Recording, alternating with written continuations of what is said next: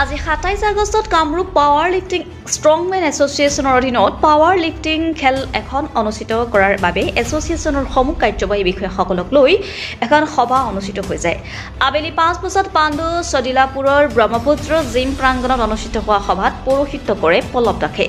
উত্তৰ গুৱাহাটীৰ ধাৰাপুৰ আজাৰাৰ ইত্যাদি অঞ্চলৰ পৰা অহা সদস্যৰ মতামত মৰ্মে অহা নৱেম্বৰ মাহৰ প্ৰথম সপ্তাহত খেল অনুষ্ঠিত কৰাৰ বাবে প্ৰস্তাৱ লোৱা হয়। খেল অনুষ্ঠিত কৰাৰ বাবে বহুকেইখন উপসমিতিও গঠন কৰা হয় আৰু ব্ৰহ্মপুত্ৰ নদীৰ তীৰত প্ৰাকৃতিক সৌন্দৰ্যৰে ভৰপূৰ ঠাইত খেলখন অনুষ্ঠিত কৰিবলৈ সকলো সদস্য সহমত প্ৰকাশ কৰে। বিশ্বজিৎ বৰ্মনৰ ৰিপৰ্ট, অৰুণোদয় অসম।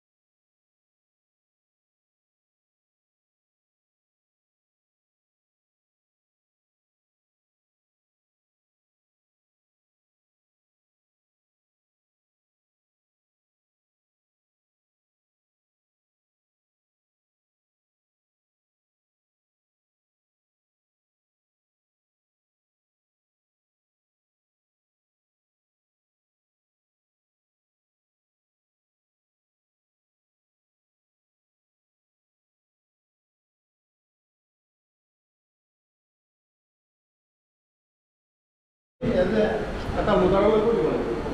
তুমি লোডাৰ আহিব, লোডাৰ এটা মেমৰিটোৰ লগত আৰু লোডাৰ এজনে ৰাখিব মানে লাগি থাকিব। তেখেতক হয়তো 500 টকা হয়তো দিব লাগিব, মানে কষ্ট কৰিব যাতে গামোচা এখন এমাউণ্টটো আৰু এনেকৈ থাকিব আপোনাৰ গামোচা এইবিলাক আমি পৰ্যায়ক্ৰমে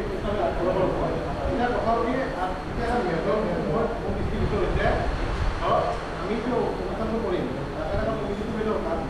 অলৰেডি এটা আমাৰ যিটো কমিটি আছেই, লোকেল কমিটি এটা লাগে। আমাৰ মই কথা ঘৰত ক'লে যে আচলতে কি হয়, স্থায়ী আমাৰ সভাপতি বা সম্পাদকপতি মেইন মানুহ তেওঁলোকে আছেই।